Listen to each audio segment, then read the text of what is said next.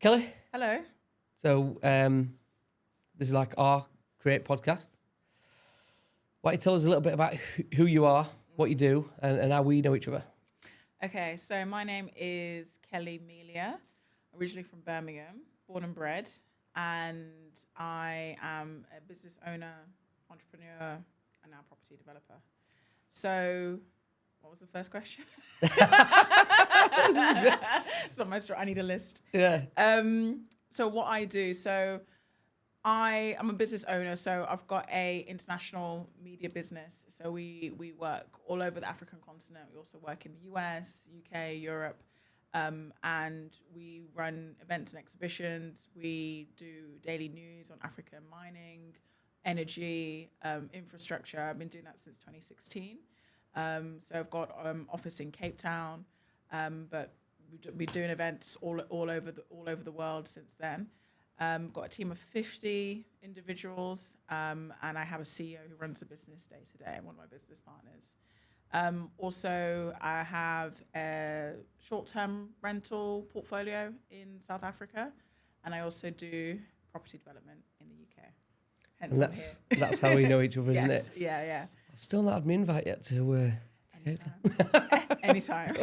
Just get your flight. So it's obviously, very, very successful business entrepreneur there. Fair to say we've not really done much building work yourself. No. You kind of leverage that out. Yeah. So talk to us then. I mean, look, I know, but for the purpose of everyone listening to this, talk to us a little bit about how we got to know each other then. So I decided I wanted to pursue property investing, property development. So I went out, got educated, and said, okay, I want to do development as opposed to doing a BRRR kind of method. And I had our family home in the UK. I wanted to leverage that and, buy some kind of investment property, or as it turned out, a development property. So at the time I was trying to do this, it was COVID, and lots of mortgage products came off the market, and they said, no, we're not lending. So in the end, instead of, my original plan was to get a tenant into that house, and then you pull out some equity and then go out and develop. It wasn't possible. They said, okay, your only option is to sell. So I ended up selling that property. The sale went through April 2022, and I spent a good few months getting educated on property, how to find a site, how to appraise a site, trying to value works, common pitfalls, what to look out for. And I said, okay, fine. I'm going to find a development site to buy by the end of summer. So I spent maybe like 8 weeks going up and down the M6. I was looking. Love that. I was looking Black Country. I was looking Staffordshire. I was looking Wigan Way. Wasn't Hull on the Hull. Originally, I was looking. I actually never made it to Hull. I had a couple of viewings lined up, but then they got cancelled. I was looking in Hull. I was looking Birmingham-ish, and then, as it turned out, I was also looking at Doncaster. So the best. Yes, as everything turned out. So it's funny how the transaction kind of came about, because I'd seen Auckland Road on auction weeks prior, but I thought, that's going to go for way above what I could afford. So I didn't pursue it. I didn't look at it in any depth. And I got chatting to a guy who, is an auction specialist, and he said, you know what? I'd connected with him. He's like, I secured this property for a client of mine. I was like, oh yeah, I know it. A few weeks passed, and he calls me up one Sunday to say, this client who I secured it, I don't think he's going to complete. Are you interested? And I said, I need to look at the property first, but I'm doing a site visit day tomorrow. Let me also go. So I was up in Wigan, and then I drove across to Doncaster. I went to view the site. Absolute mess. Oh, it was a mess. When I say this was the worst homes on the street, it was a crack den. So much so that the guy, it was a Viewer guy who had the key, who was opening up. He didn't want me to go inside. He's like, it's not safe. Please don't. Please don't go inside. And I'm like, well, I have to go inside, because otherwise I don't know, what you're buying. What I'm buying. And he's like, let me go. So we went room by room, and he went in the room first because he's like, I don't know, there's someone sleeping in there, squatting in there. There's dirty needles everywhere. It was horrific. So I went to view Auckland Road, and I fell in love with it. Yeah. Fell in love with the potential, but it was an absolute hot mess. Let's put it into context. Terraced, mid-terraced, two-end terrace, aren't they? Two-end terraces, yeah. But obviously it's mid and two-end, so 4 properties, massive, huge, Victorian properties. Edwardian. I remember going to the original auction to specifically look at those, but yeah, we were pipped at post, and kudos to you for picking them up. But yeah, so go on. So you've done your viewings. Yeah, it's in my viewing. I said, okay, I like it. He said, okay, fine. This needs to complete in the next 2 weeks. Because no pressure because it was bought pre-auction. So it was like, okay, so can you get everything in place? So just to kind of set the scene, another buyer had bought this pre-auction. So he had to complete, but he didn't have the funds available. So what ended up happening is a back-to-back transaction. So this other buyer's buying it from the vendor, and I'm buying it from the buyer, and it's all happening on the same day, all is one transaction. So we had to, because of the time frames were so compressed, I had to actually pay an extra $5,000 to buy myself some more time in order to complete the transaction, which was... But this is the thing, money solves everything.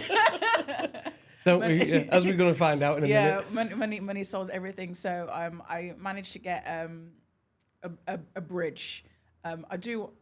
Just to share a learning, it's horrible to try and complete on a property in August because everyone is on holiday and no one's available. And so you're working to a deadline, like we need to complete by, I think the original date was like 1st of September.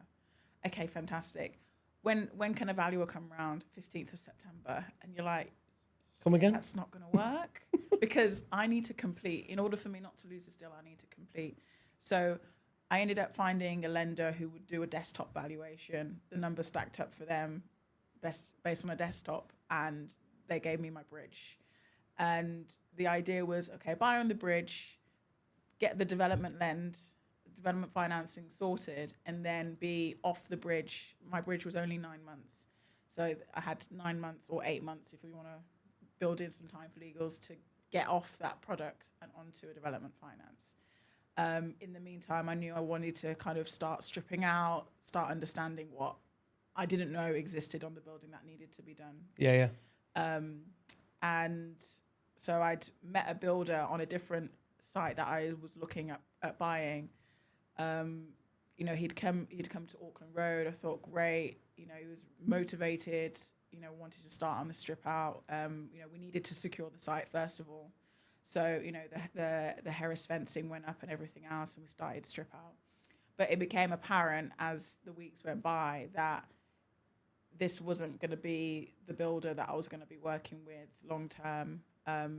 It was clear that there was a lot of pressure from him for me to pay money very quickly. So a couple of red flags straight away, isn't there? Yeah. So if we're going to take it back a little bit, sure. You've got this fantastic deal. You've now secured it, but your head's in, like, I've got to secure this deal mode. Yeah. Get the finance in play, things like that. Obviously, we've quickly analysed that, your experience is not in the building game and things like that. And obviously, kudos to you, because I'll say this. When people enter into property investing or property development, they tend to start small, something easy that if you're gonna fail, you're only failing small. But I'm a big fan of like go big or go home, and your first one literally had to be, a multi-million-pound development, and it's not one, it's not two, it's 11 units, 11 fantastic units as well, and you've now gone into new territory. So now, what were you looking like? I mean, look, you met this builder, right? What were you looking for in a builder? Did you know? Were it completely new to you, or did you get recommended? What happened? Yeah, I didn't get recommended. I think because I was viewing so many sites, I just put a post on what's that website? Check a Trade. Oh yeah, Check a Trade. just like a basic scope of like, I'm doing, these are the types of developments I'm doing. Yeah. These are the areas. And then I'd met, so the site that I was looking at more keenly before I found Auckland Road was a site in Wigan. Yeah. So I'd viewed it a couple of times, met 3-4 builders. And so then you start chatting to understand, this builder's like, I work across this area and this builder works across that area. So started, talking to builders, and on other sites as well, I had builders come in and meet, and they'd, look at sites.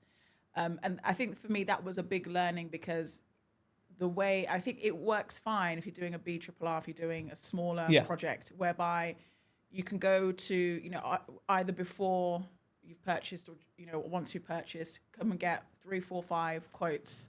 That works fine. Yeah. But as I came to learn, it doesn't really work when you're doing a bigger development, because you need to have a much more, careful approach, because there are more factors to consider. Like, I wasn't really considering health and safety regulations in terms of what is required for a bigger site, for example. Didn't know what an F10 was. I started learning, CDM, like, what is that? But because the education that I had gone through was heavily, which is not a bad thing, because it gave me a really good foundation on the BRRR. When it came to the development, there's a gap in terms of what I didn't know and what I know now.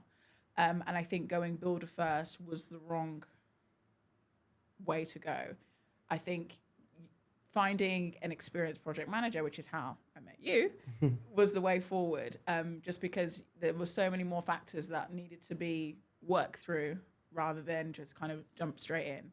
Even something like, the conditions, the pre-commencement conditions, for example. I mean, so you must have used then some business intelligence there to identify a couple of red flags. Correct me if I'm wrong here. Yeah. Clearly engage this guy off gesture of goodwill. Yeah. Maybe, throwing him a bone, big project, can you deal with it? Yeah, of course we can, Kelly. Yeah. You must have at some point then gone, well, sure, if this guy's given me his word that he can do this, there's got to be an element of truth there. Absolutely. And I think it got to a point where I knew I needed to secure development financing. And because I didn't have a portfolio of experience, I'm relying on my builder to demonstrate that and their capabilities. And things needed to move. I needed to discharge conditions in order to get the development financing process started. I needed to demonstrate to my lender, or my potential lender, that whoever I was partnering up with on the contractor side had the capability. And things just weren't moving, and the way that I wanted them to move. And the other thing was, it's like, I need like a third party who actually knows what they're doing to manage that builder for me, because I don't know enough to effectively manage them. And I'm very much a fan of, if I don't have the skill set, I'm going to find someone who does, and engage with them, and, let them lead that project, lead the experience. So it got to a point where I was like, I'm not happy. I want oversight on what the builder's doing and all the stuff that he's proposing. Let me find a project manager. So I'm on Google reading, trying to find someone in Doncaster, South Yorkshire, and I come across you. And I was like, okay, this could work. Sent an email, we got on a call, and I was like, okay, this is the situation, this is what I need. Can you be that bridge between me, the developer, and the contractor? You were like, yeah. Then obviously you sat down with the contractor, and the feedback was like, this is not gonna work. I mean, it's tough for me, because we'll always deal with like a positive approach first. Like, I mean, look, we'll work with anyone. From a project management side, I mean, look, our portfolio, we've done it for many, many years. We've worked with likes of Google and things like that. And when you're on those kind of projects, working with likes of CBRE, there is a methodical process, and a lot of it is de-risking first. So plan, de-risk it, and then execute. But 95% of a project is dealt with at the very start. When we initially looked at it, it's a fantastic project. I was initially attracted because it's a fantastic building, fantastic development, and the potential is huge. The cracks very quickly started to show, even from my side. However, we're still happy to coach this builder and through the process. Help them through it, Yeah, as long as he's willing, as long as he's prepared to put the effort in, we were prepared to engage. We started showing some very, very early warning signs. So going back to yourself, you must have thought, hang on a second, I need to pump the brakes. I need to find a PM. You know, you must have used your business sav there to be like, no, something's not right. Because at the time, you was actually working with a professional team in terms of like your architects, wasn't you, at the time? Yeah. And that's the other thing, like, you know, I used the architect who had done the initial planning for the site. Like, they'd got the site through, you know, all of the planning stages, and I thought, okay, for the sake of continuity, let me use these same people. And again, that's the value of hindsight, whereby you don't necessarily need to use that same architect who secured planning permission on the site that you've acquired. I think it's still good to go to market and see, okay, what do I actually need? Do I actually need to be working with the architect, or do I need to be working with a PM who's got the ability to discharge conditions? So, you know, I had continued to work with that same architect and engage them to do a certain amount of work, but then they weren't doing the work to the level that I expected, let's say. They weren't being involved, even though they were a local firm. So between them and the builder, I was like, I'm not getting the oversight that I need. Things aren't moving quick enough. Who can I bring in to get this ball rolling and to give just a level of, I don't know, just having a third party who's going to be a bit more objective and, you know, not think, oh, this is a 750K job. I want my money, but just to give that level of yeah, I think, you know, management over it. Yeah. The biggest thing from my perspective, when we first started out and we were engaged on this project, I was absolutely blown away by the level of incompetency. That not just this poor contractor, but equally from the professional side. When we looked at, I mean, we were getting told, oh, we're starting in January. We're good to go. We've got these quotes. We've got that. And we were doing our, you know, pre-vetting process with the contractor. And we were looking at thinking, hang on a minute, we're not even ready yet. We need to put brakes on here. We're not starting. No one's getting any work. We're not getting pressed here for money. And that for us were the big red flags. So God only knows how you must have felt at the time, but there must have been a sense of relief engaging a third party who had a vested interest from your perspective. So we may as well come out with it. You dealt with the ultimate, unfortunately. Your contractor went bust on you. Went bust without finishing the work that he had been paid for. And again, there's another lesson in that. Like, you know, lots of people say, don't pay your contractor until the work is done, blah, blah, blah. But it's funny, you think, oh, like they're just doing a strip out. But you don't realize that you need to know exactly what you need to strip out. Like, yes, I could see bare brick. Yes, there was rubble that had been cleared away in the skips, blah, blah, blah. But you need to know exactly, and again, this is why the value of having a project manager, in order for you to complete the build that will pass all of the building control regulations, do you know how much you're stripping out? Does something need to be left in because it's going to help with your acoustics, for example? What needs to be left in and what needs to be stripped out? So yes, he had done a level of strip out, but not to the level that actually needed to be done in order for work to start properly. And he was being advised by the original architect. Yep. And so he's like, well, that's what he told me to do in order to, and then that was incorrect. So there's like this double problem, like, okay, level of incompetence and then a level of greediness, whereby he's charging me. And again, I could see like money was being paid and he's like, yeah, I've done the strip out. And in theory, it's supposed to be checked, but it wasn't being checked, or the level of strip out wasn't actually correct as it turned out. We started seeing that when we were doing the due diligence on monetary's handing from obviously you as the developer across to the contractor on your behalf. It was very evident that there was some false claims there. And I'm going to refer back to the waste away, the muck away. So we reached out to the company that was used for removing the muck away, and we got the waste transfer notes and the plant hire contracts there, just to clarify that everything is as it was claimed. And it was evident that it wasn't. So not only that, upon site inspections, that contractor had equally, damaged the building by hitting it with the plant, and that was a 14-ton digger. Yeah, so and that wasn't declared. So just for context, there was damage on one of the roofs of the dormers, and no one had ever said anything. It was only when there was a site inspection and you mentioned it and you were like, oh, did you know about this damage? And I'm like, no, it's news to me. And, that speaks to the lack of honesty from that builder, whereby, things happen, accidents happen, but it was never declared. So now I've got additional cost for no reason. Plus, someone's not being honest about the damage, because he could have just put his hands up and said, "Oh yeah, this happened. That cost is on us. We will fix that. When we come to doing roofing works, for example, we'll fix that and get the." It's scary, isn't it, when you've got someone kind of telling you one thing, but then the reality is completely different. I mean, through our level of sort of like competency checks, we were looking at this contractor with best intentions. Absolutely. Let's use them. Let's help them. Let's guide them. Let's really make it a thing. One of the big checks that we did, and this is probably a good, valuable lesson for anybody to look at, is when you're doing your due diligence on your contractor, check how long they've been in the industry.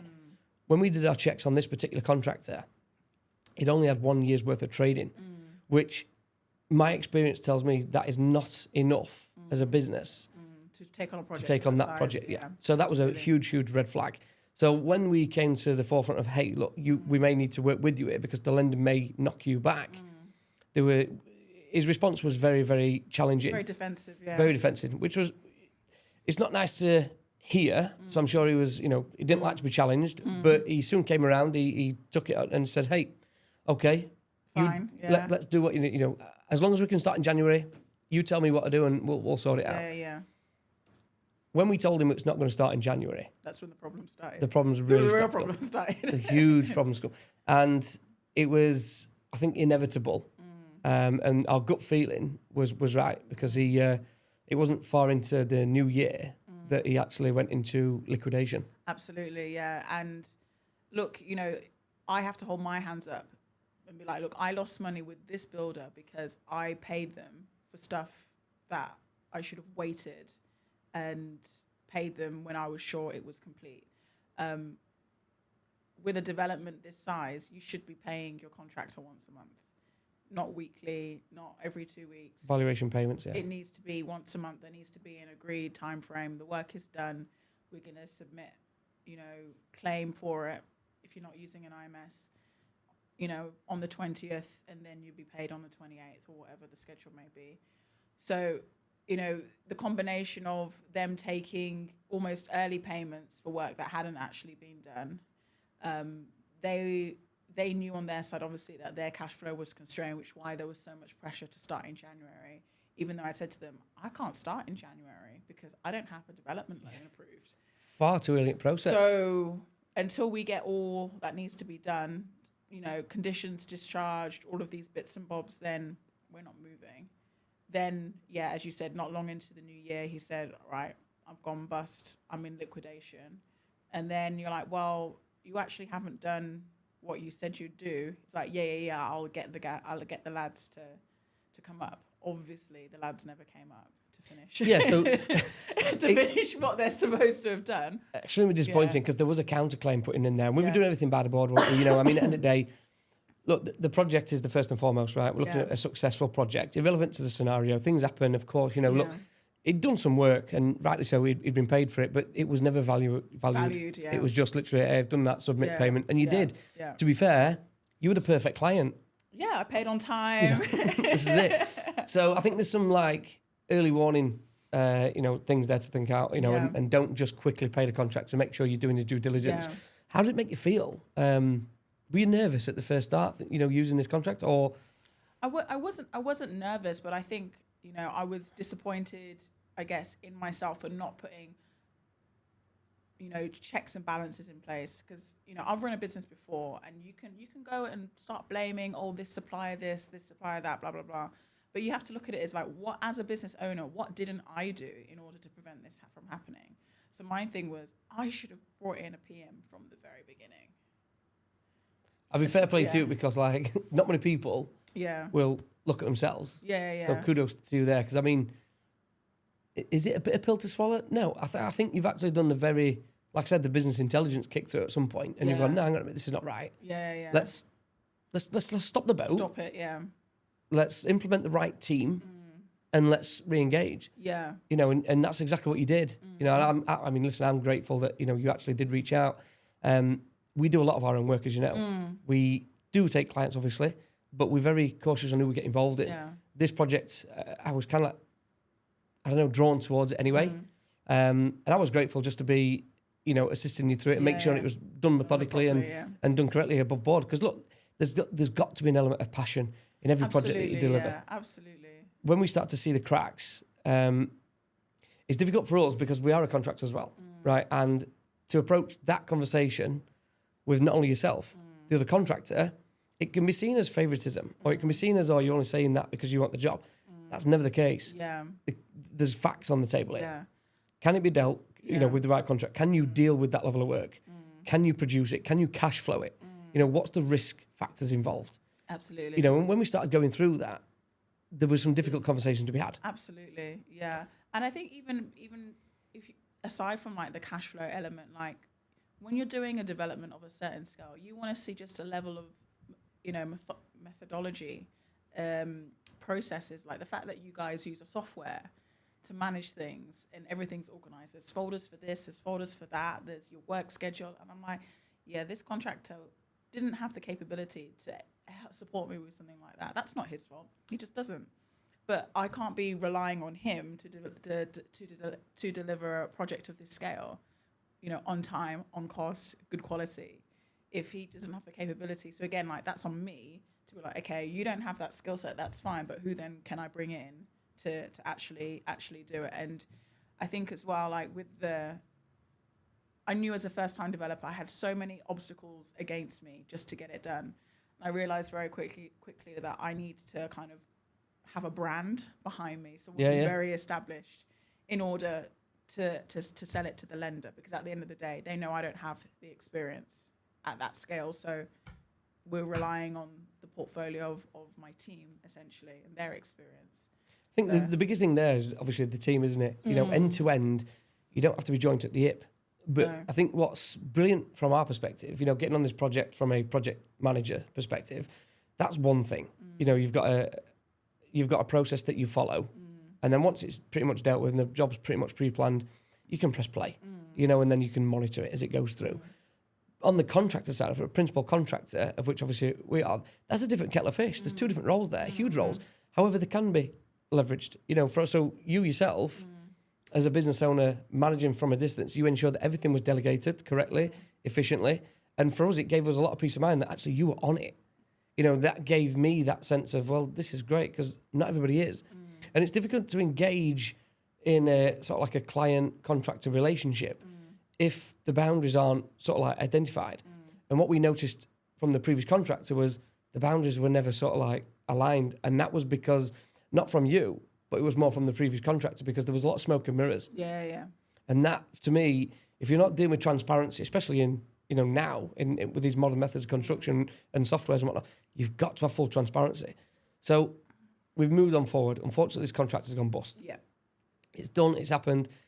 How did you feel, around that time? What was that? I was gutted, because it was like, at the end of the day, like I've got this asset. My contractor's gone bust. That's money lost and work not done. I'd go down the small claims court route. Okay, I'll get 10 grand back. Maybe I do the claim with the liquidators. Probably not going to see anything there. Meanwhile, I'm still own this site, and there's still a bridging product that's going to expire. I've got work that's still not done. I still don't have a development loan, and I'm at a standstill. I'm still being told by lenders, yeah, we like the project, but, excuses, or, the climate, we're being more conservative, or, we're only lending on sites in the southeast, for example. There was a lot of that. Yeah, because a little bit of context on this. You literally went through the change of interest rates, didn't you? Oh, absolutely. So I bought the site on 2nd of September, I think it went through, and then we had the October budget. And so this was Liz Truss and Kwame Kwarteng, who absolutely just put the market into a complete tailspin. Meltdown. And, I take my bridging product, and then a few weeks later, I get a letter through the post to say, oh, by the way, we've changed your interest rates. So this is me thinking, oh, yeah, I've got a good deal. And then it turned into not a good deal, a really expensive bridge. But there's nothing that I could have done about it, because you sign those terms and conditions that they can change the interest rates when they see fit. This, and we had a period of such a stable market when it comes to interest rates, so no one was, particularly concerned. Yeah. New budget comes through, and then the lender turns around and say, like, we're not going to swallow the costs. We're going to pass it immediately onto the consumer. This is applicable tomorrow. Yeah. From this date, and you're like, wow, great. No time to react. No, there's no time, and the thing is, I needed to get a development loan, and so when I started, so that was October, and then November, December, I'm speaking with different lenders. So had one, we work with first-time developers all the time, blah blah blah blah blah. In the end, no appetite. Second one, we actually get to valuation stage, and so for everyone who doesn't know, you're paying for this privilege again of getting valued. So you pay an application fee to the lender themselves to cover their admin costs, which is a chunk, and then you pay for the valuation as well on top of that. So you could be spending $3,500 to $5,000 minimum. No guarantees at this stage. No guarantees. You don't get that money back. No. And so we had the first valuation, and it came back. So just to give some numbers on the site. When I analysed the site, I had analysed it at a GDV of 1.45 billion pounds, and the valuer came back at 1.1, and I'm like, excuse me, that's not what we've got. It's not, like, how? I flagged it back and forth. The lender was like, it's so far off. They flagged it, but in the end, people want to protect their work, so they turn around and say, actually, you know what? He's justified it. It's going to be 1.1, and that means the deal doesn't stack because it's like 350k just disappeared into thin air, and you're like, okay, but I've bought the site and I own the site, and I've still got this bridging product that's about to expire in June. So this is probably January 2023. That's and right, yeah, and so I've got a contractor that's gone bust. I've got a down val. I've got lenders who are raising their rates with immediate four effect. stripped out buildings. I've got 4 partially stripped out because some are stripped out better than others. I still own the site. I still have to pay insurance. I still have costs. I still have, I'm paying business rates, on these buildings because I do not yet know how to play the VOA game, for example, which I now know. But I didn't know, so I'm bleeding money.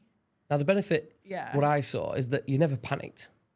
The business. I definitely panicked, but I didn't show everyone else that I was panicking. I was definitely panicking. Well, to be fair, we hold, and I think this is a key factor. We held weekly meetings at this point, all the way through until we got the strategy. Then we knew it was just literally we're going through the process, and it was update meetings weekly. Yeah. But we very quickly adopted a strategy. We established what we needed to do, and it was very quickly implemented. You acted very quickly. Because time is of the essence, and I realized that I'm not going to be able to get my development loan in time for this when this bridge expires. So I'd put the minimum needed down to purchase the site, but I needed to get the cash in order to own the site outright. And I think when you were saying to people earlier, like, it's not many people who go in and take a big site, and I have a lot of privilege in the fact that I had the ability to get that cash to pay off, because not everyone's going to pull out 280k. A lot of skin in the game there. just to keep the site. They would be like, okay, I want to put the site back into auction and get back what I can get back. Yeah. For me, it's like, well, I've committed to this. You're in. I'm in. I've spent money. Let me buy the site outright, so at least I've got that going for me. Yeah, you literally slammed the brakes on. Yeah. You did what you needed to do. You got skin in the game, and all of a sudden you became a rich asset to lenders. And so at this point now, contractor's gone bust on you. Yeah. You've secured development. You're now back in control, because at this point we spent best part of spring into summer going through the pre-construction, and we got that process nailed. We got the program of works lined up. We only had to get the funding. Yeah. And only. well, yeah. Oh God, that proved an interesting journey. How do you feel now compared to previously, pre-Christmas, when you got this contract and you're in need of a PM? How do you feel now? I think now, because I've gone through such a tumultuous journey just to get here, I feel like there's very little that would surprise me or would rock me going forward on a project. Very resilient. Like, for me, it's like something would have to be like really, oh, we found like, I don't know, like we found an old mine shaft. You know what I mean? Like Don't say that. That we didn't know existed. I'm not doing land yet. Well, I'll get there. But something of that magnitude would just to shape me. Because like now I've been through this, like it looked like a straightforward commercial to residential conversion. Yeah. It's not. It's a heavy refurb. Yeah. Really old buildings. There was a lot of structural work that needed to be done. You know, new dormer. You know, rebuilding bits of the structure. Whereas, you know, as I'm looking for sites now, it's like I'm not looking for something You need something more challenging now. You've got to go not too far, but I'm looking from the challenge from the perspective of, okay, I'm looking for more units. yeah. So, you know, I've done 11. So I'm looking at 15 plus, 20 plus. Yeah. So I'm looking at a bigger scheme.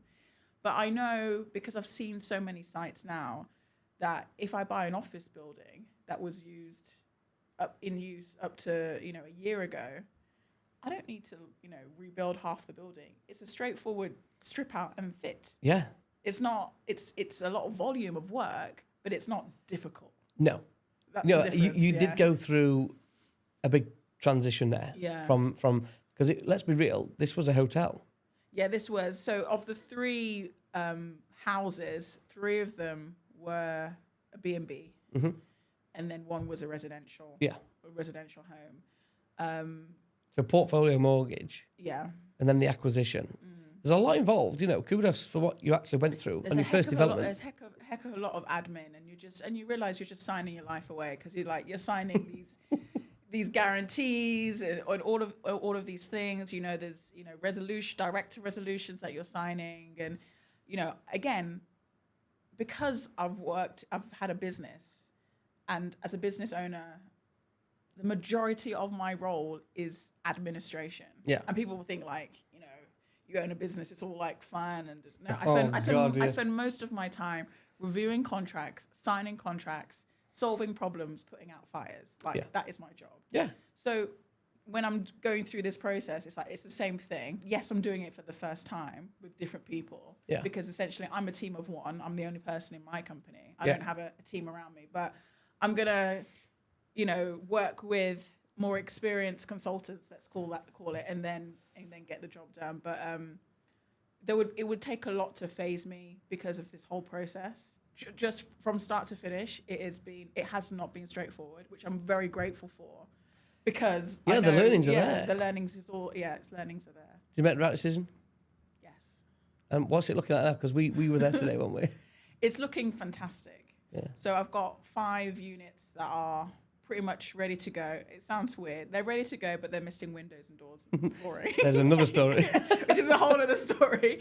But they're in a ready state whereby you go in them, you're like, you know what it is. Because for example, if I compare the visit, my site visit in January, for example, whereby, okay, the strip out is done, you know, and it's just wood everywhere, and you can't tell what room you're in or where you are in the building, because everything looks the same. Yeah.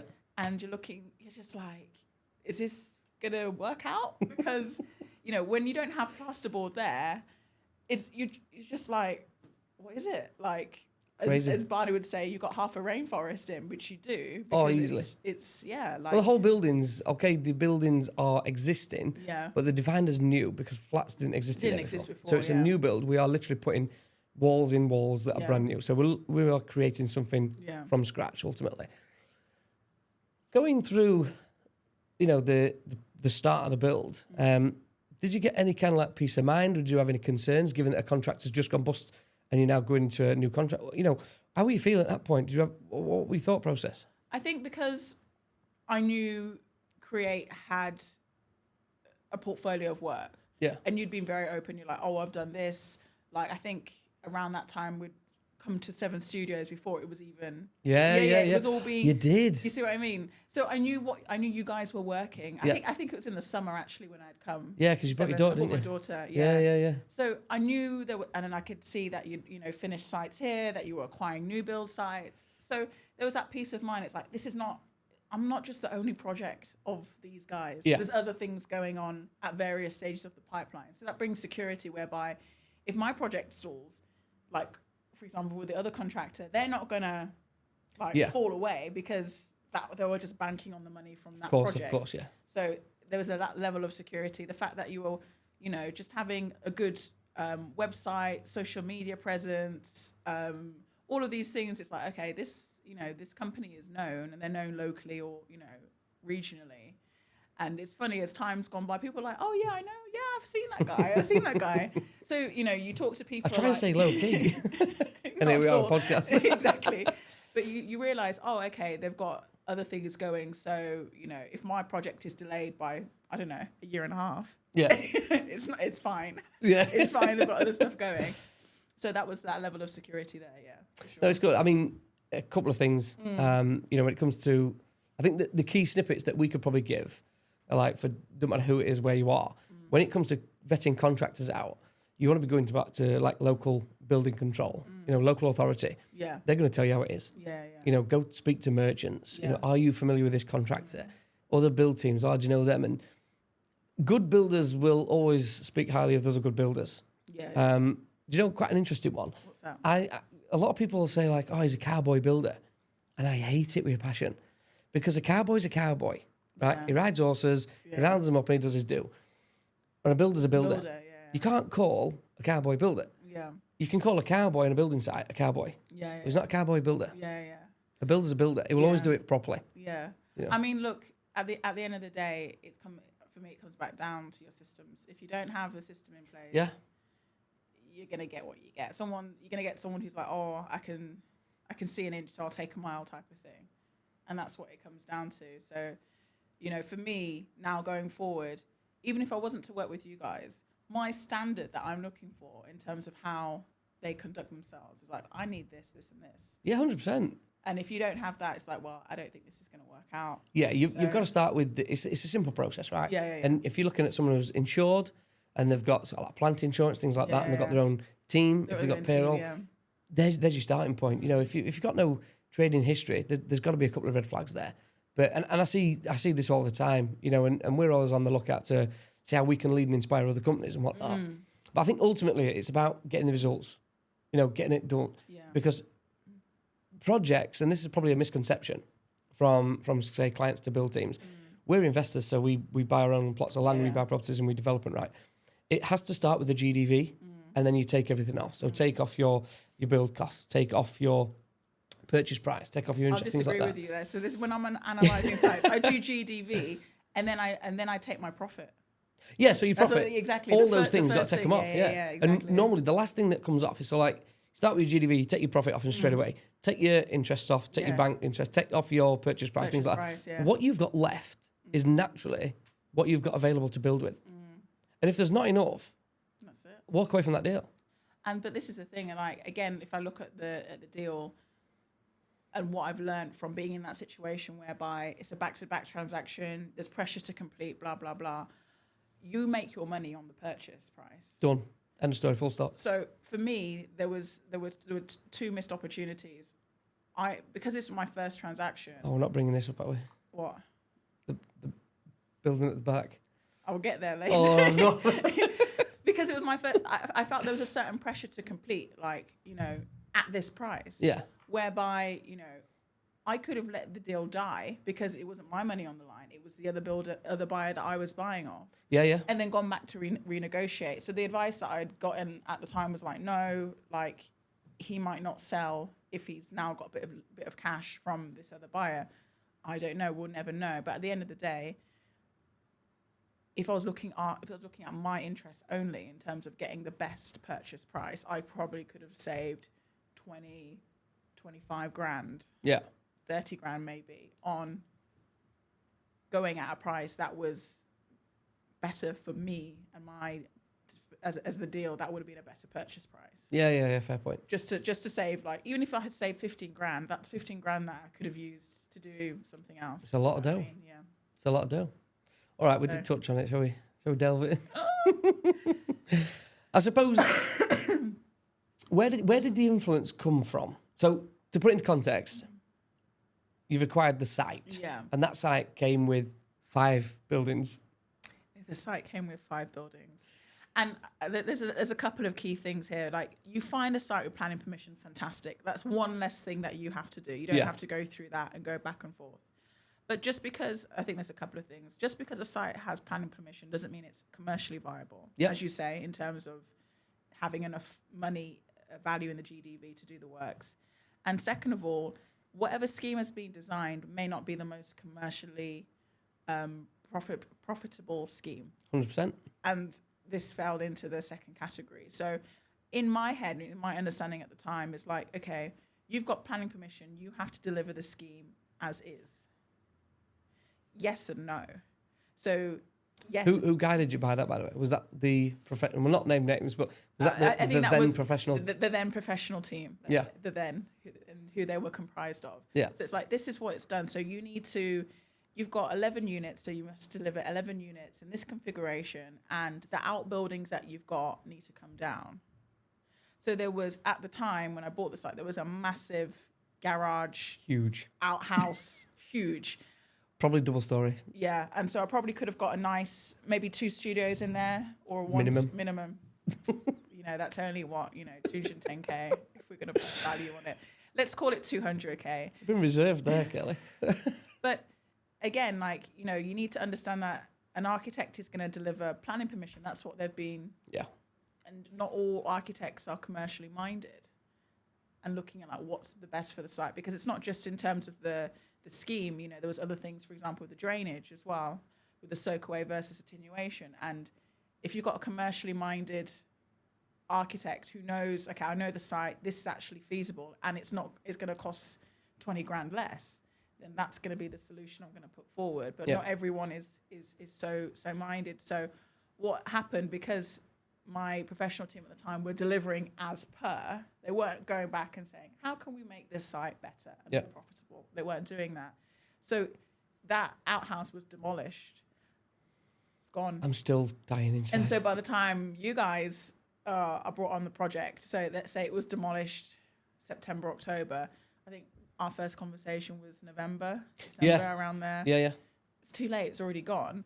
And it was only when you came on site and you were like, so Kelly, that outbuilding that you demolished, you could have got permission to convert that, and then that would have been 1 to 2 extra units, and then the site profitability would have just escalated. Yeah, you know what I mean. And then that takes away a lot of issues, because you're going to meet your obligations when it comes to definitely. You know what I mean, it's a great deal now, but it would have been even greater. It's very, very sweet. And I think that was also another. It probably lends into the fact that when we started looking at the conditions to extract them, we was very quickly looking at a condition for surface water, and when we started looking at the attenuation, I mean, my mind was blown. I reached out to the professional team and asked why the choice to use that method was dictated to planning, and the response I got back from the professional team was mind blowing. Oh, well, no one told me otherwise. Now, that blew my mind, because with the greatest respect, Kelly, we know from your background, you're not from a building background. Yeah. You wouldn't have known to select one. I wouldn't have questioned it. But this is the thing, I'm so glad I went through this process, because now if I'm going to go for a site, let's say I go for a site that's not got planning. Yeah. I want an architect, and I know how I'm going to brief them to say, look, I need you to maximize the scheme. Yeah. In line with, the guidelines, the council, because every council the local has plan and things like that, of course. Planning. Yeah. But I need you to maximize it, and I want you to think out of the box in doing so, and I want you to give me flexible options. But I didn't know that. So for me, it's like, it's got planning. That's just how it has to be. I didn't know that. You can add rooms, you can add en suites, you can do all of these little things that add 10 grand here, 15 grand here. For me, and we've got 2 things here. Yeah. The method that was chosen on the drainage, it was attenuation versus soak away. The cost difference between the two is huge. And therefore, why would we choose the attenuation over the soak away when it clearly wasn't designed that way? Absolutely. That was one red flag. And there's an existing system. There's buildings there, there's a level of drains and everything there. You never grew the surface area, so there was no additional requirement. However, that was one. what blew my mind as well was, and to put into context, when we're looking at maximising the GDV, it doesn't necessarily mean maximise the number of units, because it's not greed that's driving this. It's about efficiency. Absolutely. And to back that up, in the first 2 units, we've got a flying freehold, which you could have been greedy, you had one in each. Maximise it in terms of numbers. But you haven't, you've maximised it. Now, that has also created one huge apartment. And again, the scheme that was designed, I don't think it was efficiently designed for the requirement of potential tenant. Absolutely, yeah. And that's when we had these conversations. We had a look at the plans, and then we established that, hey, can we get another bedroom? And hey, can we get more en suites? And for the additional cost that it would take to add these additional amenities and en suites and whatnot within the whole development, was the complete difference of GDV again. Exactly, yeah. And for me, that's equally then surfaced a requirement of these, the potential tenants as well. Absolutely, but it comes down to, you don't know what you don't know. So if you, like I said, if your scheme has planning permission, is that the most viable scheme commercially? As you say, not to necessarily just increase units, but how do I, people don't want homes now with one bathroom. Yeah. They want an ensuite. They might want a utility to the side. But it's like, how do you maximize what your prospective end user will want? And, these unit sizes are huge. You've got, the small 2 beds are like 68 square meters to 70 square meters. I've got some that are 82 square meters, and they're 2 beds. That one that you mentioned, the flying freehold, is 102 square meters. And you're like, and it's only 2 bed. Yeah. What? It was only 2 bed. You're like, surely there's something that we can do with this. And you look like, oh, but this space is void. Why aren't we building here? Oh, we found like an extra, I don't know, 4 square meters or something like that. That's now a bathroom. It's huge difference. But again, back to GDV, going to look at the numbers again. For the small investment it took to put an ensuite and then a bedroom in there with division wall. Yeah. You've now got another potential market of a tenant. Absolutely. Because again, there's additional bedrooms there. Yeah, and it's still massive. This is the thing, and but just by having an ensuite and then you've still got a family bathroom, it's like now maybe you get 2 professionals who do a little house share, which maybe you wouldn't get before, because they'll be like, oh, I don't really want to share a bathroom with too big. Yeah, or it's too big. I think the key learnings there, what we're talking about really, is connecting with the right team. Absolutely. Not just jumping in because we're pressured by time. Like I said, the acquisition had to be 2 weeks. Yeah. We've got a contractor pushing you because he wants to get on site and instances. I think, again, kudos to you for slamming brakes on. Okay, you commit to the development, slam the brakes on, go back to the process and make sure you're going through that methodical, that sequence of events that you really need to go through. I think what we'll do, we'll definitely do a part 2 on this, because it's going to be interesting. More drama. There's going to be, yet to be continued. Yeah. But listen, thanks for coming on this one. Let's definitely do a part 2 on this one. Okay, cool. Thanks. All right.